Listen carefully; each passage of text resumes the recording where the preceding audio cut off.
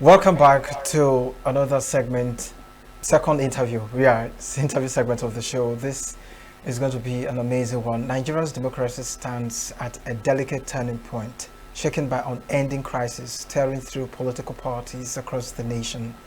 Leadership disputes, ideological conflicts, and internal factions continue to weaken the very institutions meant to safeguard democratic values.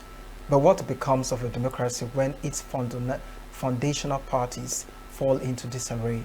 How can a nation thrive when political structures meant to guide it are trapped in power struggles and mistrust? As these crises deepen, one is forced to ask, is Nigeria's democracy advancing or gradually drifting off course? The answer lies in confronting the urgent need for reform, stability, and responsible political landscape. Discussing democracy at Crossroads tonight, we're looking at democracy at Crossroads. Political party crisis rather. Democracy at Crossroads, political party crisis. And to do this with us is a public affairs analyst who is going to help us to understand this. It's comrade Anthony Chibo. Hello, good evening, and welcome to the program. Hello. Hello. Mr. Good evening. Thank you Mr. for Anthony, having can you me. hear us? Yeah, I'm here. Welcome. It's nice to have you with us. It's nice to have you with us. Thank you for having me. Okay, so let's get to know. Let's so get far, to know. the way things are going on right now. I don't know if you're aware. I don't know if you're aware of the current stuff happening right now. With Rivers State. But before we even get into that, right, let's get your thoughts on what you think political party crisis. What do you think is happening to political parties now? We have the PDP having their factions. We have the APC undergoing factions. Political parties, they all have one challenge or the other. What do you think would be the reason for all of this? Well, I think the political class want to commit political suicide. Why? Political parties is the bedrock of every democracy, especially our own democracy. We do not have a constitutional basis for independent candidates like other democracies do. We don't have that law now. Therefore, for you to run for political office, you must be fielded by a political party. You must go through the process, through the party. Now, all the parties are in disarray except APC. And everybody is leaving their party because of insecurity. If you are a governor of a state elected on the platform of, say, PDP, and you are not sure who will sign, who will endorse your INEC re-election form, there is no way you will not leave PDP. Talking about SDP, the same crisis. Talking about Labour Party, the same crisis. Now, it appears that there is a deliberate plan, political deliberate plan to destabilize other parties and probably have a one-party system for the 2027 election. And it's not going to speak well, because without opposition, no government can function. No government can meet the expectation of the people. We have a National Assembly that is a rubber stamp already. Now we are talking about political parties that are unstable to a point where they are begging for survival. They are trying to survive. If you are trying to survive, how can you articulate opposition views? How can you challenge the government in power and make them to sit up to do the right things? So it's a threat, visible threat to democracy. And if it is not properly handled, it may signal the beginning of the end of this democratic experience that started in 1999. Now we understand that every political party has, like you've already highlighted, has an ideology and reputation that is trying to build. And then, in contrast with the democracy and what democracy should be, would you say that with this, the future of democracy in Nigeria is far beyond reach? If going by what true democracy is, what true democracy represents, and what the political party system in Nigeria over the years or in recent years has turned out to be, would you say that the future of democracy in Nigeria is far-fetched?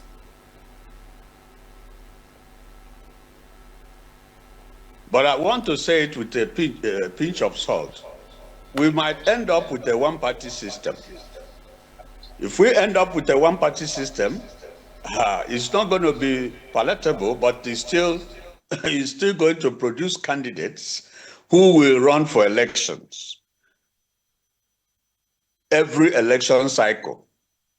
But it's not going to be in the best interest of democracy. What we have now in the political parties are people who refuse to play by the rules. Everybody is a big boss. If my way is not adopted, I break up the party, have my own faction, appoint my own executive. It's never done in political parties. I remember in the days when Solomon Lar was chairman of PDP, the president cannot even challenge him. But today, members of political parties, look at what is happening in Labour Party. People who go and hold kangaroo congresses, hold kangaroo convention, move it to anywhere they like, bring in INEC or no INEC to come and supervise, and they said they have a convention. See what the PDP did in Ibadan. They said it was a convention. And the other part of the PDP refuses that wasn't a convention, that it was just a jamboree. So democracy is threatened. I am fully persuaded. And I believe that most of you in the media are equally worried about what we are witnessing today. It's never been this bad. And I pray that something gives somehow.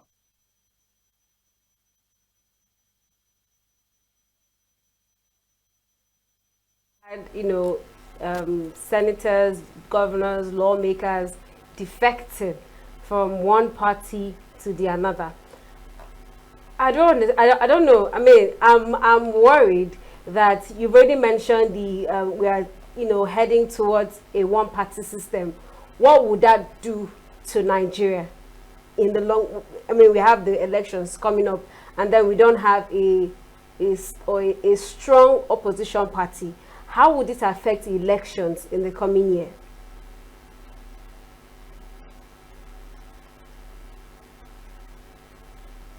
Well, that is part of the problem we are looking at. We are looking at a system will endorse a candidate, the party will take that candidate and field that candidate, and the candidate will win an election. It's a one-sided thing now. Because if APC alone fields candidate for governorship, the election will still hold. There is no extant law. INEC cannot stop the election from holding if all the candidates are from APC. That is some of the pitfalls that we were believing that the new INEC chairman will begin to see how he will bring these people to the table and school them on what should be happening within the political party. INEC is the regulator for political parties. INEC approves or disapproves of political parties. So as the regulator, INEC should call them and address this thing before we wake up one day and we have only one party. And I want to tell you, that single party will field candidates for governor. They will field for senator. They will field for members of the House.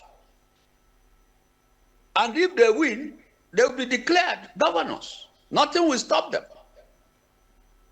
So it's not going to all go well. Democracy is about choice.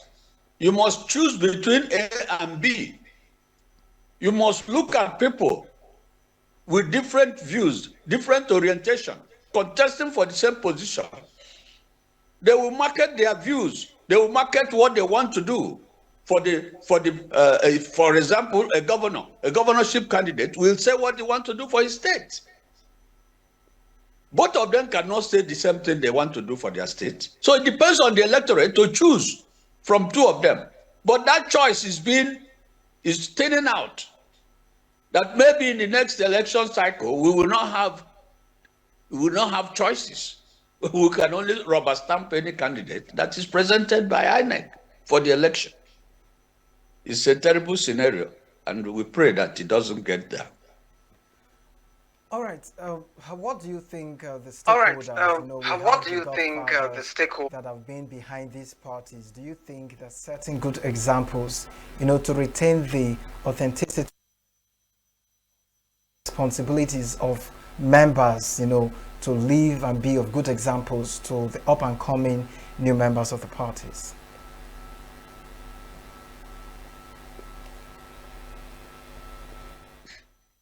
Who is so rich? Who is so comfortable? Who you must go to for you to win primaries? That is the problem. People have become so big, they have become bigger than the political parties. You can't be bigger than the party that brought you to power. You can't be bigger than the party that made you what you are. The law is there. If I win election on the platform of a party, and I leave that election was won by that party, if I leave that party, decamp from another, I'm supposed to lose that office. But nobody is pursuing it. The judiciary is not doing justice to that. So long as the judiciary look the other way, defections will continue to occur. So younger politicians, what hope do they have? I don't see their hope. Because you have to have a party first before you can aspire. You have to go through a party primary before you can run for an election. It is the political party that will fill the form that will be submitted to INEC and say, this is my candidate for this election or that election. But we are looking at a system now where the political parties are no longer capable of even holding a convention that will bind all the members. They will hold a convention and some people will go somewhere to hold their own convention. It does not happen. So there is recklessness among the political elite. That's why I said ab initio that they want to commit political suicide. They want to derail this democratic dispensation. And they are not seeing it because all they see is their own strategy, how they can retain power, how they can be where they are, how they can achieve what they want to achieve, how they can win election in 2027. They are not talking about the life of the country. They are not talking about the lives of you and I. All they talk about is election, how they win it. And anyhow they win it, they don't care who is hot. So there must be some morality. Even among thieves, there are rules. But our political class, they have become lawless. They have become uncontrollable. They have become too big for the political party that made them what they are. Some of them started at local government chairman. From local government chairman, they became commissioners. From commissioners, some of them became governors. The current Senate president was a commissioner under Bongata. But they have all forgotten. Even the PDP that made them who they are, they have forgotten about PDP. So it is selfishness that is driving the political orientation of our political class. As long as I retain power, I'm fine and good. But that's not it. There must be rules that must be played by so that democracy can grow. You can't grow democracy under chaos. You can't use lawlessness to thrive or to build or to make democracy better. Now, so this Nigerians, we understand that politicians, like you've already mentioned, are, all they are concerned of is how to win the next election. Now, there is a discourse among citizens. Some parties believe there is still hope. They still believe that the political parties and political government, the federal government will, at some point get better, and they would, have the interest of citizens at heart.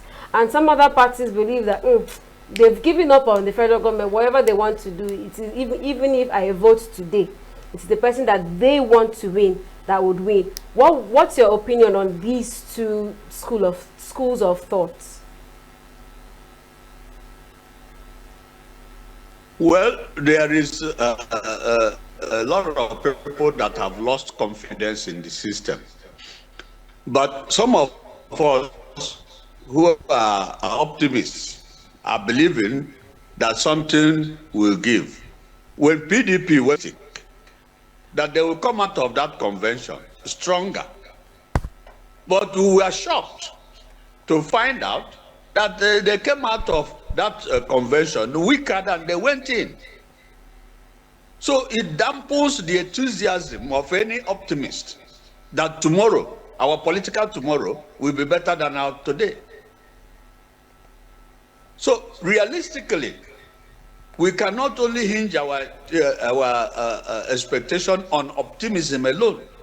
There must be something on ground that we can look at, that we can point to, that is leading us to a better tomorrow. And that something is not there.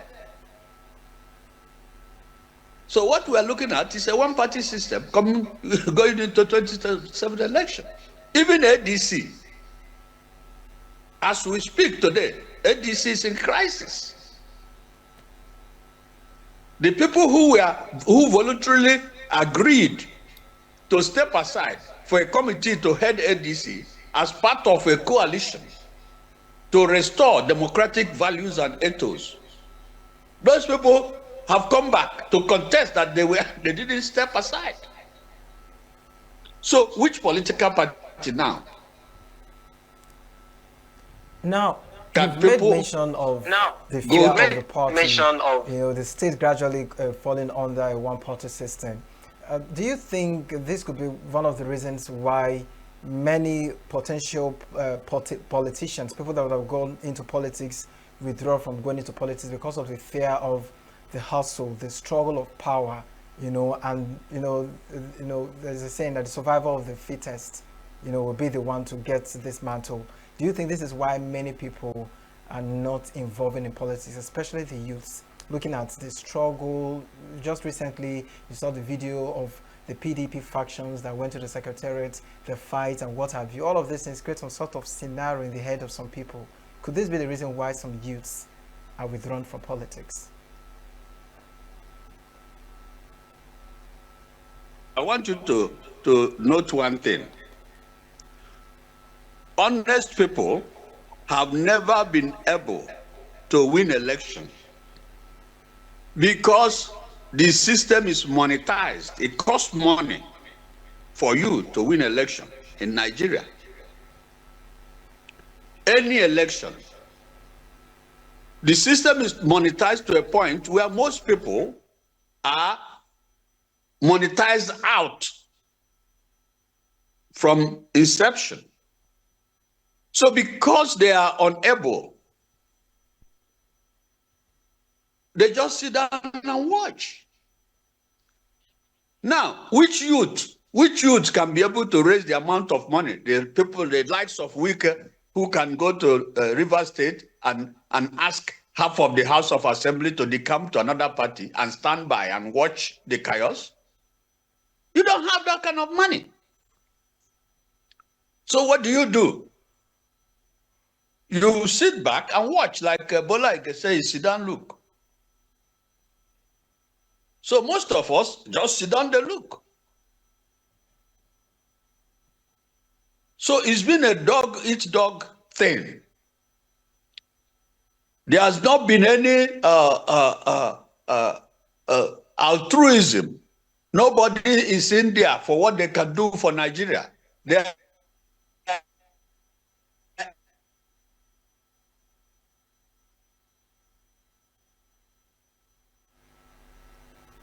in there for what Nigeria can do for them.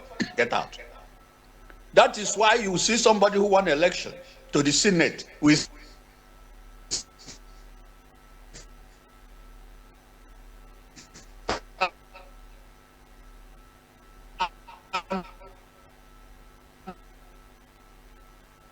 up.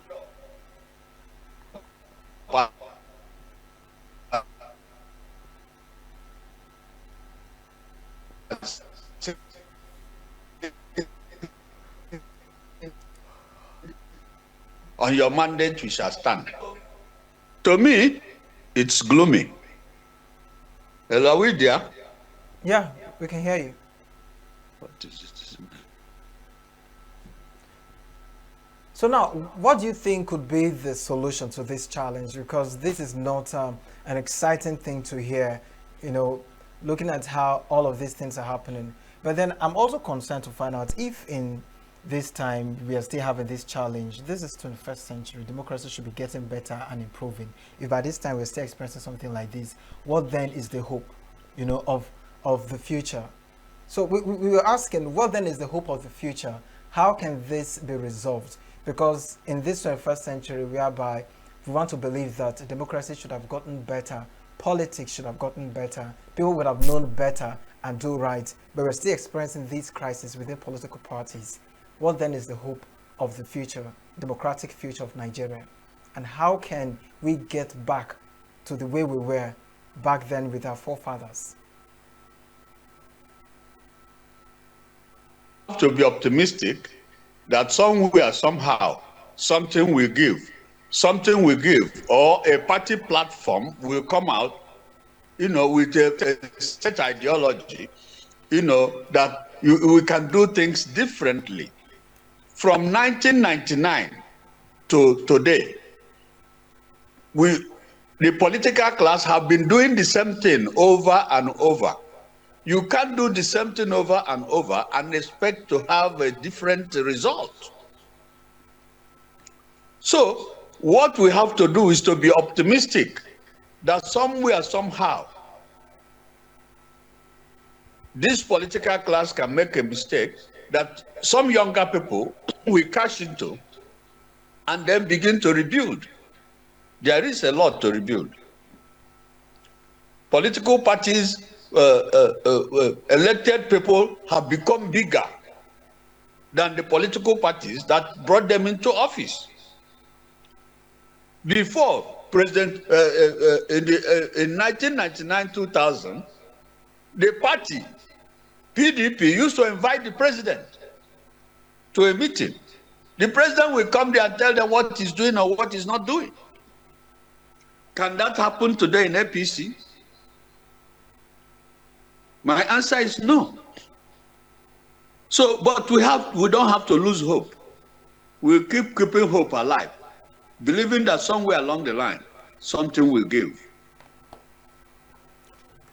All right, thank you so much. Like you said, we'll keep keeping hope alive and hoping that things get better in our political system in Nigeria. Thank you so much, Mr. Chibu, for joining us. It's been a pleasure having you with us. Thank you. My pleasure. I am delighted. And when we come back, it will be time for What's Trending and People's Forum. Stay with us. We are local. International communities observing why the main market is in chaos. People are... We are national. Those in support of this motion as amended, say aye. Aye. We have taken the vote by default. We are international. Israeli airstrikes. Donald Trump left us the worst unemployment.